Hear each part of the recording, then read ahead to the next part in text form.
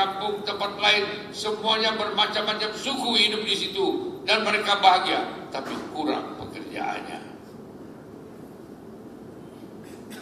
Kenapa? Karena pembagian tidak merata.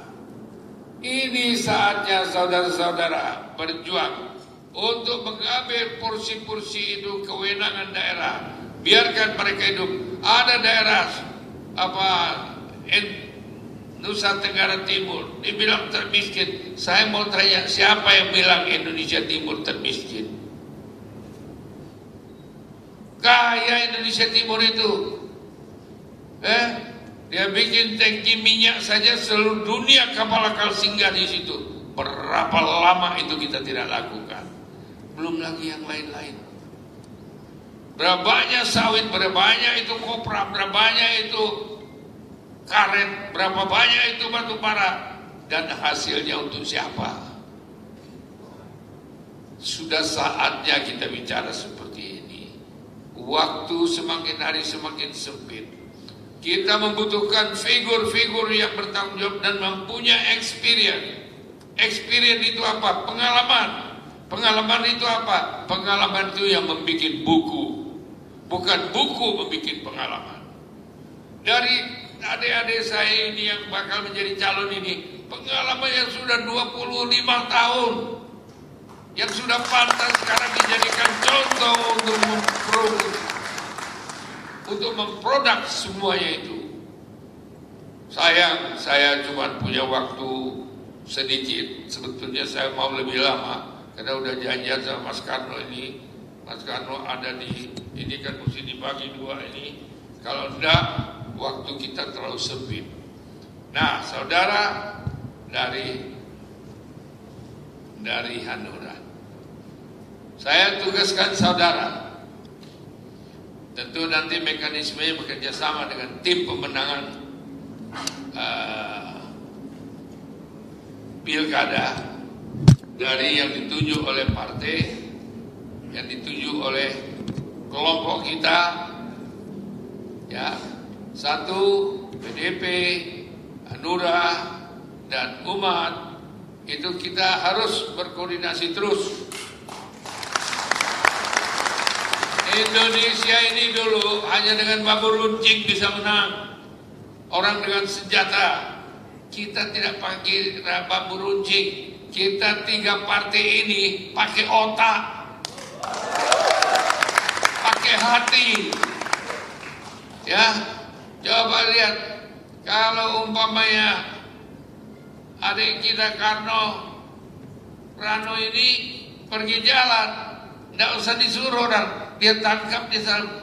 Ini kalau Mas Pram ini tidak ada cacatnya di kabinet itu. Kemana pergi selalu show, selalu dicapai orang. Tidak perlu kita menyalam-nyalamin orang untuk supaya seolah kita populer. Rakyat sudah pintar, apalagi rakyat Jakarta. Tapi saudara, rakyat Jakarta juga parah.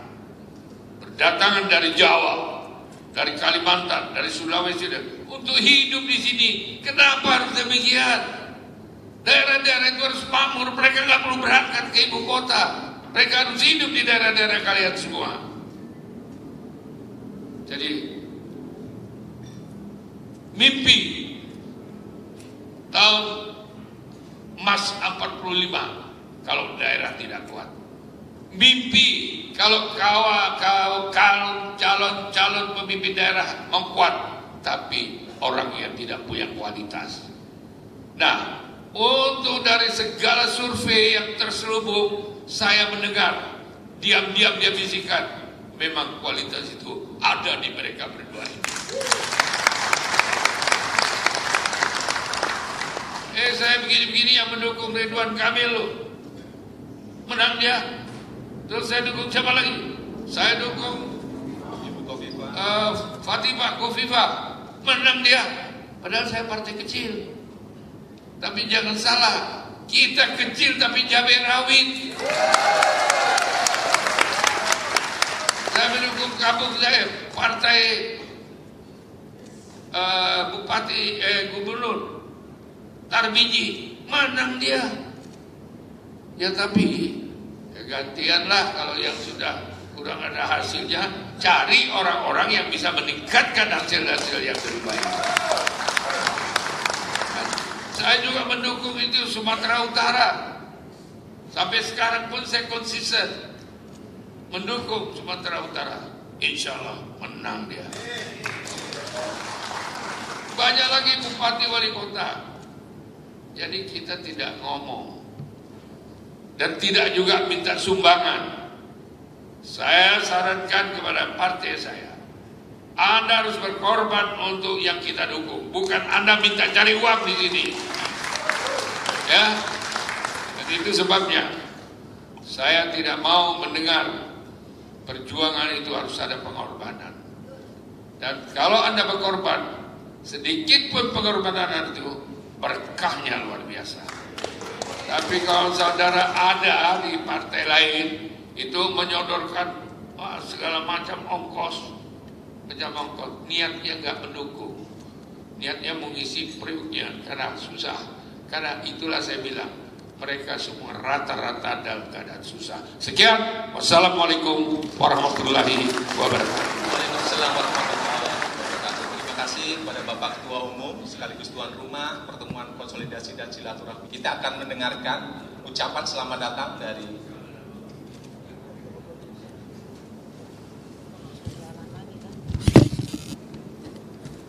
baik, kita yel-yel daerah.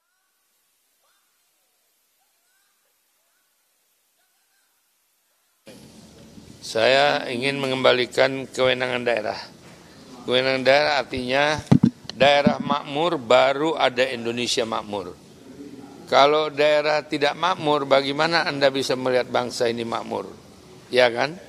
Nah, 79 tahun bangsa ini merdeka. Tapi apa? Ya mungkin prosesnya belum menyentuh tentang keinginan rakyat itu sendiri. Maka itu rakyat ada yang berdemo, rakyat ada yang ya sudahlah. Dan berdemo itu pun ada dua. Ada yang membiayai, ada yang dengan spontanitas membiayai dirinya sendiri. Dan yang kita kasihan adalah kemurnian itu. Nah kemurnian itu untuk rakyat kecil saya kan cuma 76 tahun di politik.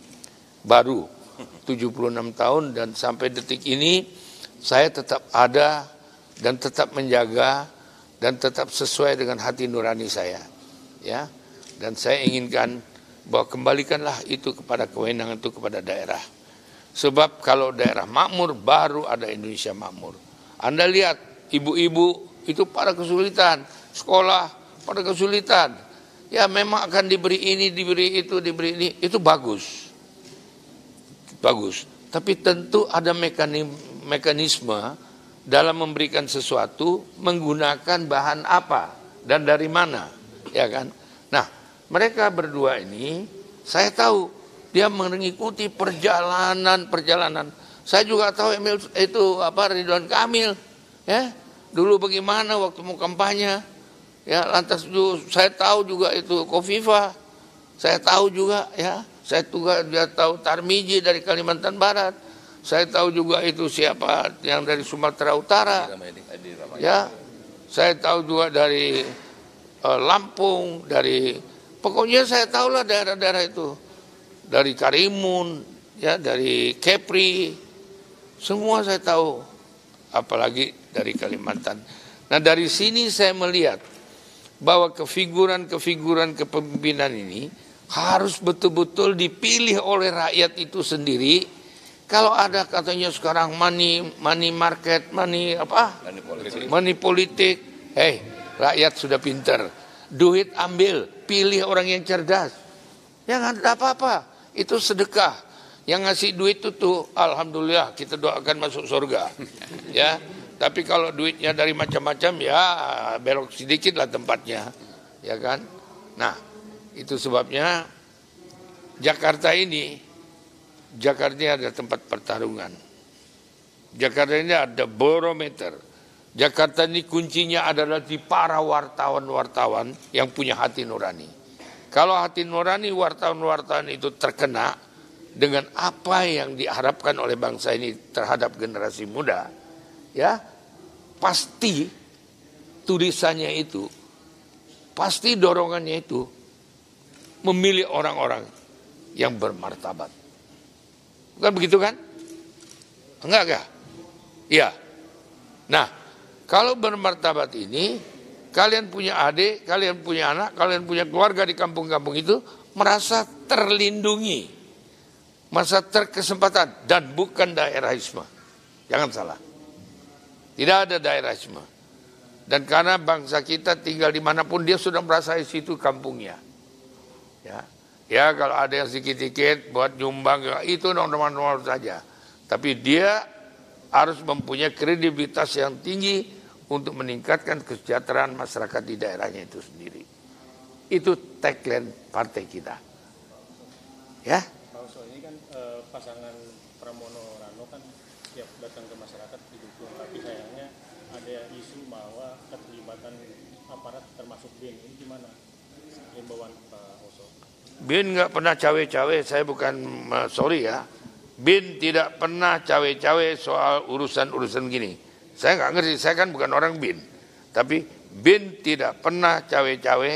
Ya, kalau cawe-cawe BIN dalam bentuk keamanan, dalam bentuk mengamankan, dalam bentuk itu sah-sah saja. Tapi bukan cawe-cawe dalam menjadikan seorang menjadi gubernur, bupati, dan wali kota. Itu ngawur itu. Orang BIN yang mana yang kerja begitu? Itu geblek itu namanya. Sorry ya. Jadi nggak ada itu. Saya nggak melihat ada di situ. Dan gampang kok, politik ini gampang. Begitu ada orang cawe-cawe, orang politik sama wartawan, cepat nangkapnya. Ya nggak? Apalagi? Pak izin, berarti ini penegasan, ini berarti Hanura sudah resmi ya memberikan dukungan kepada... Oh, bukan resmi lagi. Bukan resmi lagi, lahir batin. Oke ya. Ya. Kesejahteraan daerah, termasuk artinya masalah pengangguran di DKI Jakarta. Jadi yang pertama secara khusus saya ingin Partai Hanura, terutama kepada saya panggil Abang sebenarnya, Bang Usman Sabta, atas dukungan, support, dorongan, energi yang diberikan kepada kami berdua, itu menambah semangat yang luar biasa. Sekali lagi kami sampaikan terima kasih, karena biasanya saya panggil Bang Oso kalau sudah dukungnya all out dan totalitas, itu jadi energi yang luar biasa. Jadi kami terima kasih, termasuk kepada Pak Sekjen, Pak Beni, sehingga dengan demikian ini menjadi modal dasar kita untuk bergerak dari kampung ke kampung, dari tempat ke tempat, dan alhamdulillah dari waktu ke waktu seperti yang disampaikan oleh Bang Oso tadi, kami berdua sekarang mendapatkan respon publik yang luar biasa. Ya.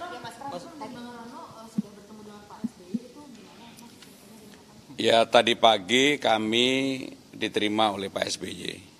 Percakapan diskusinya berlangsung hampir 1 jam dalam suasana yang sangat hangat karena memang selama ini sayalah yang diutus oleh Ibu Mega kalau berkomunikasi dengan Pak SBY. Sehingga kami berdua termasuk Bang Dul sama sekali nggak ada sekat di dalam diskusi. Dengan pengalaman beliau yang panjang, beliau juga menitipkan beberapa hal, terutama fokus kepada masyarakat yang miskin, yang membutuhkan sentuhan pemimpinnya. Nggak berbeda dengan apa yang disampaikan oleh Bang Oso tadi. Ya. Kenapa? Saya bertemu dengan Pak SBY tidak bicara untuk urusan dukungan tetapi bersilaturahmi. Setelah bertemu Pak SBY hari ini Pak Oso mungkin ke depan akan bertemu elit politik lainnya. Oh pasti. Pak Prabowo misalkan. Pasti semua. Ya gini, saya tidak mau menyampaikan nanti ditulis. Pokoknya intinya kami, saya berdua tidak punya beban apapun untuk berkomunikasi dengan siapapun. Ya. Kalau dengan Mas Anies, Komisi 2 DPRD Jakarta kan sempat mencetuskan untuk pembatasan usia kendaraan bermotor juga kepemilikan kendaraan bermotor per orang. Dari Mas Pram dan Bang. Hari ini kami ada di Partai Hanura, jadi urusan dengan Partai Hanura. Ya, makasih. Oke, ya, makasih. Mengetahui, memahami yang kita sebut dengan belanja masalah ke berbagai kelompok elemen masyarakat. Sehingga dengan demikian kami yang paling utama adalah menyelesaikan persoalan-persoalan yang ada di bawah. Persoalan-persoalan yang ada di rakyat. Memberikan kegembiraan kepada mereka. dan juga tidak kalah pentingnya adalah memberikan rasa bahagia kepada rakyat. Saudara-saudara sekalian, tadi apa yang disampaikan oleh Bang Oso, saya biasa memanggil sebagai Ketua Umum DPP Partai Hanura, tidak berbeda dengan apa yang menjadi pikiran kami berdua. Maka kami akan bekerja bukan dari atas, bukan janji yang tinggi, mercusuar, tetapi menyelesaikan persoalan-persoalan yang ada di bawah. Tadi saya diskusi dengan Bang Oso dan juga dengan Saudara Ciko. Misalnya lah, saya juga baru tahu bahwa sebagian besar yang menerima kartu Jakarta Pintar, mereka belum pernah sama sekali lihat Ancol maupun Taman Mini. Maka dengan demikian, kalau kami diberikan amanah, maka anak-anak yang mendapatkan kartu Jakarta Pintar maupun Jakarta, mereka boleh melakukan kunjungan setahun 3 atau 4 kali gratis diberikan oleh pemerintah Jakarta, termasuk pendampingnya. Ini adalah contoh kecil yang menjadi pemikiran-pemikiran kami. Maka di mana-mana saya mengatakan, seperti kemarin pada waktu pertemuan di Daan Mogot Rusun, karena rusunnya itu enklave itu hanya menuju kepada satu titik. Maka rusun itu secara ekonomi, kalau orang mau mengembangkan ekonominya, mengalami kesulitan. Karena apa? Tidak ada akses orang untuk keluar masuk maupun menuju ke tempat lain. Maka persoalan utama di Rusun dan Mogot adalah harga kebutuhan bahan pokoknya menjadi lebih tinggi. Karena apa? Orang jualan sayur mayur, kebutuhan sehari-hari tidak masuk ke dalam. Maka yang menjadi kewajiban pemerintah pusat apa? Pemerintah Jakarta apa? Memberikan subsidi transportasi kepada yang akan mengangkut kebutuhan pokok itu. Sehingga dengan demikian, saudara-saudara sekalian, kami betul-betul akan menyelesaikan persoalan-persoalan kecil di bawah.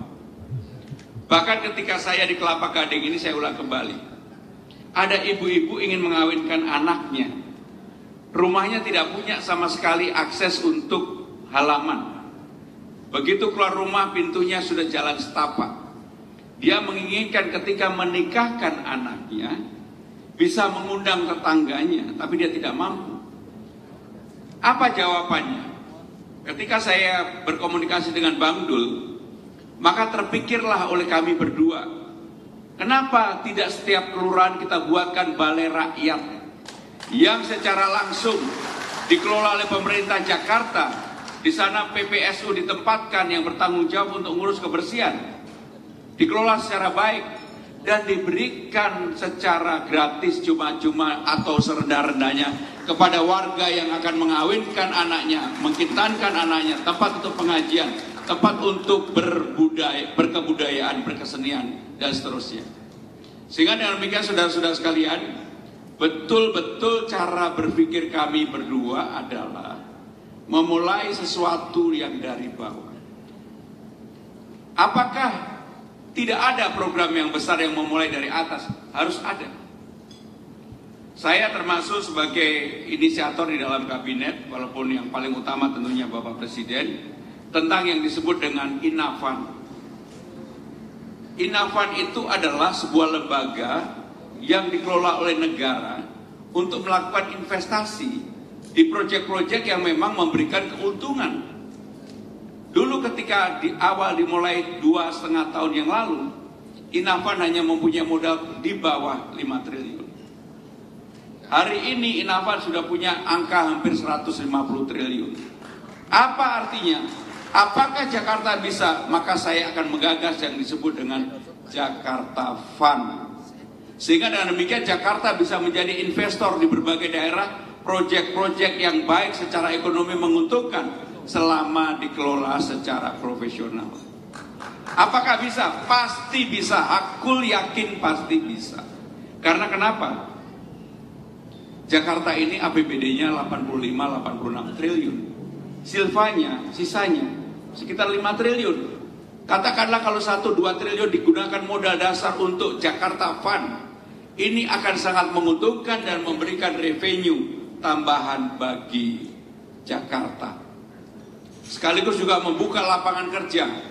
Karena problem utama di semua daerah, berdasarkan hasil survei terakhir, 52% masyarakat kita sekarang menginginkan pemerintah memberikan konsentrasi terhadap lapangan kerja.